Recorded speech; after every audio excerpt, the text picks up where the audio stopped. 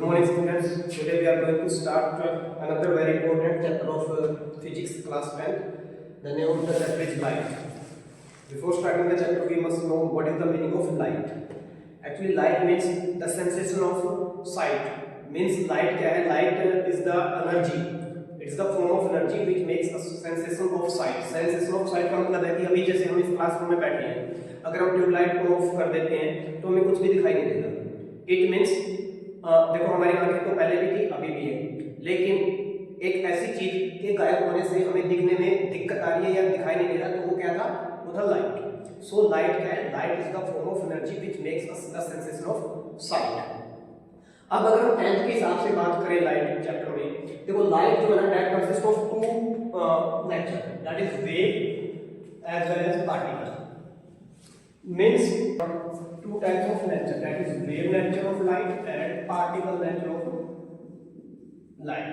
Now we will discuss what is wave nature. Actually you will discuss these two in plus 2 where you will study light as optics. तो wave क्या है? Wave nature क्या है कि जब कोई light का पार्टिकल्स किसी वेरी स्मॉल उसके कोई पार्टिकल्स आ जाता है उसके पास में और वहां से वो बैंड हो जाता है, ठीक है, that is called diffraction of light. और डिफ्रैक्शन ऑफ लाइट क्या शो करता है? That shows the wave nature of light. ऐसे पार्टिकल नेचर कौन सा शो करेगा कि पार्टिकल नेचर है कि जो लाइट है ना rectilinear propagation of light. Rectilinear propagation of light का क्या मतलब है कि लाइट जो है that can travel in a straight line, तो वो शो करता है पार्टिकल नेचर ऑफ लाइट. ये डिटेल में आप प्लस 2 में पढ़ोगे. अभी हम 10th में आ जाते हैं, जो 10th के हिसाब से हमें पढ़ना है. तो पहला जो टॉपिक हमारा that is source of light. Source. अब सोर्स से क्या मतलब हमारा?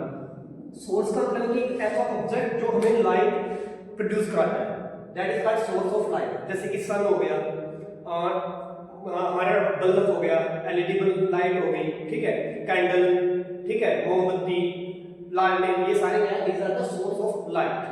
अब अगर हम सोर्स को डिफाइन करें तो there are two types of source. One is natural and another is you can say artificial और सिंथेटिक. अब देखो नेचुरल सोर्स. नेचुरल सोर्स कौन से हैं? दो source of light which are found in nature only, ठीक है, इनके जो नेचर में पाए जाते हैं. जैसे कि सन हो गया, ठीक है, तो sun is the natural source of light. Artificial भी क्या है? आर्टिफिशियल सोर्स आर दो source of light which are man made, which are prepared by the man with the help of some equipments in the laboratories, like bulb, mobile torch, simple torch, candle, all these are artificial source of light. अब इसी से related अगर हम बात करें light को हम एक तरीके से और डिफाइन कर सकते हैं, that is luminous and non luminous object. Luminous objects and another is non luminous objects. अब अगर हम बात करें लुमिनस ऑब्जेक्ट्स की, तो लुमिनस ऑब्जेक्ट्स क्या है? those source of light which are having their own light, जिनकी खुद की लाइट है. जैसे कि सन. सन क्या है? That is the luminous object, उसकी खुद की लाइट है. अभी ये बल्ब हमारे क्लासरूम में ऑन कर रखा है, तो इस बल्ब की खुद की लाइट है, that is also the luminous source. Candle, candle की खुद की लाइट है, that is the luminous source of light. Mobile की torch, that is also the luminous source of light. Next is non-luminous. Non-luminous means those sources of light which are not having their own light, but they shine because of reflection of light. मतलब कि उनकी खुद की light नहीं होती, लेकिन अगर कोई चीज की लाइट उनके ऊपर पड़े, लाइट की किरणें उनके ऊपर पड़े, तो वो चमकते हैं. जैसे कि फॉर एग्जांपल हमारे क्लास में ये बोर्ड है, बोर्ड की खुद की कोई लाइट नहीं है. अगर हम लाइट ऑफ कर देंगे तो बोर्ड हमें इतना क्लियर विजिबल नहीं होगा. या जैसे ये रिफ्लेक्शन आपको यहाँ पे दिखाई दे रहा है, मेरे को यहाँ पर दिखाई दे रहा है, उसका आपको यहाँ पे दिखाई दे रहा है, वो आपकी पोजीशन पे डिपेंड करेगा कि आप कहाँ पर बैठे हो. किसी बच्चे को वो यहाँ पे दिखाई दे रहा है, तो वो क्यों दिखाई दे रहा है? क्योंकि हमारे जो ये लाइट ऑन है ना बल्ब, वहां से लाइट की रेज आ रही है. अभी हम सब कुछ डिस्कस करेंगे रेज वगैरह, ठीक है, और वो यहाँ पर आके स्ट्राइक होती है और वो रिफ्लेक्ट हो रही है. रिफ्लेक्शन भी अभी हमने पढ़ना है, ठीक है. तो ये क्या है? ये हमारा नो लुमिनस सोर्स है, मतलब इसकी खुद की लाइट नहीं है, बट जैसे ही कोई लाइट इसके ऊपर हम फॉल ऑन करेंगे तो ये शाइन करेगा, ये चमकेगा. दूसरा जो नॉन लुमिनस ऑब्जेक्ट है नेचुरल, दैट इज मून. कई बच्चे इसमें कंफ्यूज होते हैं. देखो मून की खुद की कोई लाइट नहीं होती. Moon is not a luminous body. Luminous body अभी हमने पढ़ा था जिसकी खुद की लाइट है, जैसे कि सन की खुद की लाइट है.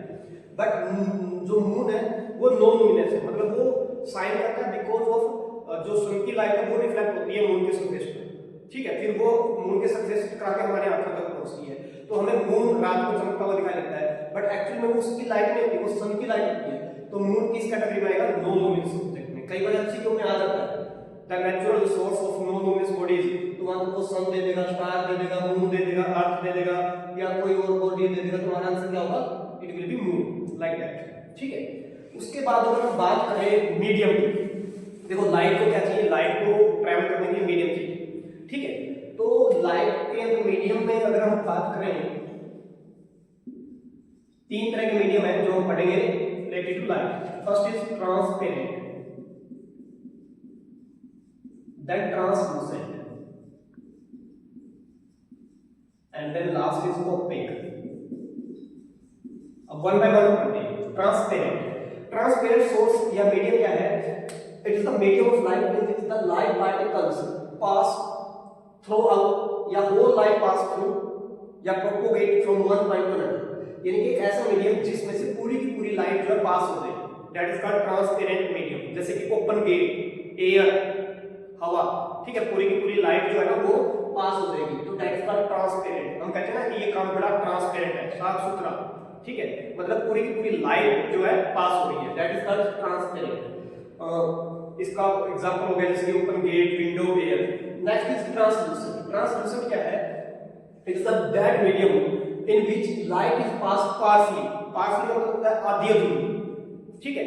जैसे कि मान लो कि ऑयल्ड पेपर है, उसमें से अगर आप किसी बल्ब को देखोगे तो आपको ये थोड़ा सा डिम दिखाई देगा, या कम लाइट आपकी आंखों तक पहुंच पाएगी, ठीक है। दूसरा ऑप्शन हो गया जैसे कि जो हमारे गांव में लेडीज होती है ना, वो चुन्नी डालती है, ठीक है, दैट इज आल्सो ट्रांसलूसेंट, क्योंकि उनकी आंखों तक पूरी लाइट नहीं पहुंच पाती है, ठीक है। उनको ये तो लग रहा है कि हाँ बंदा आ रहा है, कौन आ रहा है, वो इतना क्लियर शायद कई बार जज नहीं कर पाती है, बिकॉज ऑफ पूरी लाइट जो है वो उनकी आईज तक नहीं पहुंच पा रही, तो that is called translucent medium, oil paper, like that.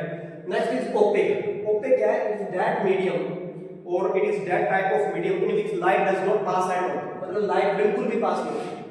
इसके बहुत सारे एग्जांपल, जैसे कि आपका बेंच हो गया, आपकी वॉल्स होगी, दीवार, ठीक है, इस बल्ब की लाइट जो है दूसरे कमरे में बिल्कुल भी नहीं जा रही है, क्यों? क्योंकि ओपेक मीडियम आ गया, लाइट आ गई, सॉरी वॉल्स आ गई, ठीक है। तो ये हो गया ओपेक मीडियम। तो मीडियम के हिसाब से हमने तीन पार्ट्स में डिवाइड कर दिया, that is transparent, translucent and opaque. Transparent का मतलब पूरी की पूरी लाइट चली जाएगी, ट्रांसलूसेंट मींस पार्शली लाइट जाएगी, और ओपेक मींस बिल्कुल भी लाइट नहीं जाएगी। अब हम बात करते हैं लाइट रिफ्लेक्शन रेज, जो हम बार-बार ये कर रहे हैं उसकी बात कर रहे हैं। हाँ, उससे पहले एक बात कर लेते हैं, speed of light.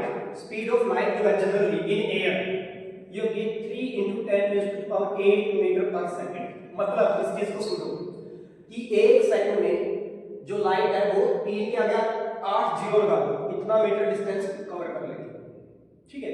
It is speed in air, ठीक है, एयर और वाटर। बाकी जो है जैसे जैसे वो डेंसर मीडियम में जाती रहेगी उसकी स्पीड जो है थोड़ा बहुत कम होती रहेगी, वो हम डिस्कस करेंगे सेकंड पार्ट में, that is refraction of light, ठीक है, रिफ्रैक्टिव इंडेक्स।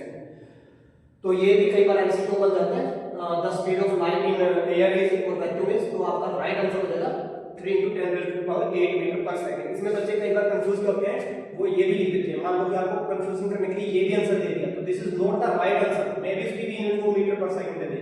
हां, एक चीज वो कर सकते हैं, वो लिख सकते हैं 3 × 10⁵ kilometre per second, that the answer is okay, because 10⁵ kilometre, this is metre, you know 1 kilometre is equal to 10⁻³ metre, तो this is also the right answer.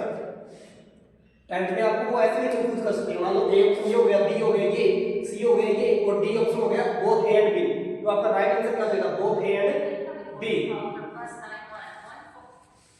ठीक है। तो ये आपको ध्यान रखना है। अब हम बात करेंगे कुछ टर्म्स जो हमने बार बार यूज की थी, जैसे कि रे ऑफ लाइट वगैरह, वो अभी हम डिस्कस कर रहे हैं। ओके, सबसे पहले है रे ऑफ लाइट, रे। अब रे देखो क्या होती है, देखो मान लो कि हम सोर्स, नेचुरल सोर्स लेके चल रहे हैं, जैसे कि मान लो कि ये हमारे पास सन है, ठीक है, सन से ये हमारी अर्थ है, मान लो this is the earth surface, ठीक है, यहां से बहुत सारी सन की लाइट जो आ रही है, ठीक है, तो रेज, ये इसी को हम रे कहते हैं, मतलब देखो ये मैं सिर्फ 4 रेज दिखाई कर रहा हूं, लेकिन ये लाखों करोड़ों रेज होती है। ठीक है, अब हम हिंदी में भी क्या बोलते हैं कि सूर्य की किरणें आ रही है, किरणें। ठीक है, तो रेज मतलब किरणें। अब किरणें क्या होती है? The path followed by the light particle to pass या to propagate from one point to another point या फ्रॉम सोर्स टू ऑब्जर्वर। कि सोर्स से, अभी देखो लाइट का सोर्स क्या है? सन। सन से हम तक, मान लो कि हम अर्थ पर यहाँ पर हम खड़े हैं, तो हमारी आंखों तक जो लाइट आ रही है वो कोई ना कोई तो पाथ चूज करेगी ना कोई रास्ते से तो आएगी वो। अब मान लो कि आपको कलायत से कैथल जाना है, आपके पास 10 रास्ते हैं, तो एक रास्ता तो आप सिलेक्ट करोगे ना, चुनोगे ना, तो वही आपके उस टाइम वो रे होगी। मान लो आपने कहा आप इस रास्ते से आ रहे हो तो आपकी ये रे होगी। तो रे क्या है? रे ऑफ लाइट क्या है? The path followed by the light particles. बहुत सारी डेफिनेशन है। या the path of the ray of light from observer to the from source to the observer। ठीक है, तो ये हो गया रे ऑफ लाइट, मतलब एक सिंगल पाथ। क्लियर? अब अगर हम बात करें रेज की कितने मतलब तरह के होती है। हाँ, अगर मैं एक सिंगल रे की बात करूं, जैसे कि मान लो कि सन से अर्थ तक लाइट आ रही है, एक रे ले ली हमने, तो दैट एक लाइट पार्टिकल ले लिया हमने, तो that is called ray of light. अगर हम इनकी एक कलेक्शन ले लें, टीम ले लें, ठीक है, ए नंबर ऑफ रे, ठीक है, दैट इज कॉल्ड बीम। तो बीम क्या है? A group of rays, a number of group rays when a group of rays, ठीक है, propagate from one point to another point or from the source to observer, that is called beam of light। ठीक है, और एक narrow beam, narrow मतलब पतला सा। देखो अब आप सन का एरिया देखो, अर्थ का एरिया देखो, तो बीम कितना हो जाएगा? बीम को हम मतलब बहुत ब्रॉड हो गया ना, वो बहुत लार्ज स्केल पर हो गया। अगर हम उसका एक छोटा सा पार्टिकल ले लें, एक छोटा सा पाथ ले लें, एक हाईवे की तरह एक सड़क ले लें, तो उसको हम क्या बोलेंगे? That is called pencil. Pencil spelling same होती है, जो हम लिखने वाली पेंसिल होती है। ठीक है, तो पेंसिल क्या है? That is the narrow beam of